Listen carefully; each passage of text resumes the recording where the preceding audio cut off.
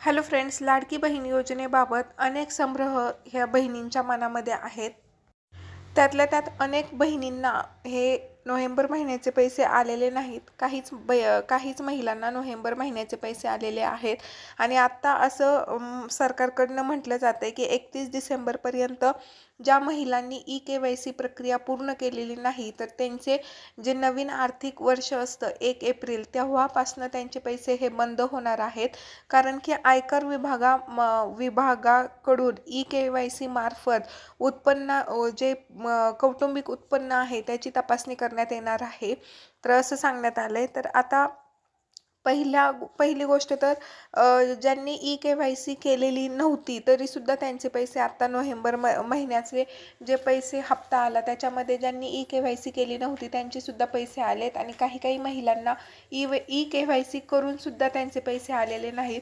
तर त्यामुळे आता नेमकं हे कुठल्या निकषांवरती पैसे पाठवतात, DBT माध्यमातून जरी पैसे पाठवत असले तरीसुद्धा यांच्याकडे ह्यांनी KYC केली आहे की नाही केली आहे हे त्यांना कसं कळत नाही, किंवा म्हणजे कुठल्या बेसिसवर यांच्याकडे डेटा आहे हे काही समजत नाही आहे. आता जी नवीन गोष्ट हे सांगतायत की आयकर विभाग ज्या बोगस लाडक्या बहिणी आहेत की ज्यांच्याकडे ऑलरेडी उत्पन्न आहे तरीसुद्धा त्यांना लाडकी बहीण योजनेचा हप्ता दर वेळोवेळी महिन्यांना मिळतोय, अशा बहिणींची तपासणी करून त्यांना या योजनेतनं बाद करायचं आहे असा सरकारचा आत्ताचा तरी उद्देश आहे. आणि त्यासाठी ती 31 डिसेंबरच्या कालावधीपर्यंत ज्यांनी कोणी KYC केलेली नाही तर त्यांना लाडकी बहीण योजनेचे पैसे आता मिळणार नाहीत असं सांगण्यात येत आहे.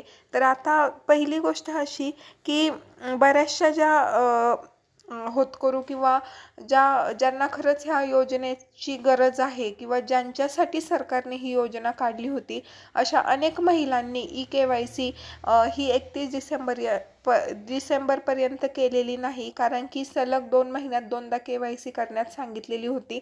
नोव्हेंबर महिन्यात सुद्धा KYC करा म्हणून सांगितलं होतं, त्यावेळेस सुद्धा KYC केली आणि त्यानंतर पुन्हा डिसेंबर महिन्यात लगेच त्यांनी की आमच्या सरकारकडे हा डेटा उपलब्ध नाही आहे, डिलीट झाला आहे असं म्हणून पुन्हा KYC करायला सांगितली. त्यामुळे अनेक महिलांनी KYC केली नाही किंवा ती गोष्ट एवढी मनावर घेतली नाही, सिरियसली घेतली नाही. आणि आता ज्यांनी KYC केली नाही अशा 30 लाख महिला ह्या चिंतेमध्ये आहेत की आता KYC केलेलं नाही आहे, आपले पैसे आता लाडकी बहीण योजनेचा हप्ता येणार की नाही. आता विषय असा आहे की सरकारचं जे काही धोरण असेल त्यांना जर समजा खरंच बोगस लाडक्या बहिणी किंवा ज्यांना गरज नाही आहे अशा लाडक्या बहिणी बाद करायच्या आहेत तर त्यांनी खरंच पडताळणी करून बाद कराव्यात. असं डायरेक्ट की ज्यांनी KYC केली नाही त्यांना योजनेचा लाभ मिळणार नाही किंवा उत्पन्न न तपासताच ज्यांचा डेटा आहे त्यांना पैसे दिले, ज्यांचा नाही त्यांना नाही दिले, असं न करता खरंच ज्यांच्यासाठी ही योजना काढली होती त्यांना पैसे भेटणं आवश्यक आहे किंवा भेटले पाहिजे. आणि त्यांना खरंचच जर तपासणी करायची असेल तर पहिल्यापासूनच ही योजना कडक निकषांमध्ये किंवा जे काही त्यांची अटी होत्या त्याच्यामध्ये राबवणं हे सरकारचं कर्तव्य होतं. आता योजनेचा लाभ देऊन असं कुणालाही योजनेतून काढणं चुकीचं आहे.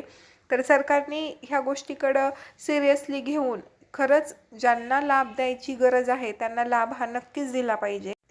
तर व्हिडिओ तुम्हाला कसा वाटला, थोडी माहिती तुम्हाला महत्त्वपूर्ण वाटली असेल तर प्लीज लाईक करा आणि चॅनलला सबस्क्राईब नक्की करा. धन्यवाद.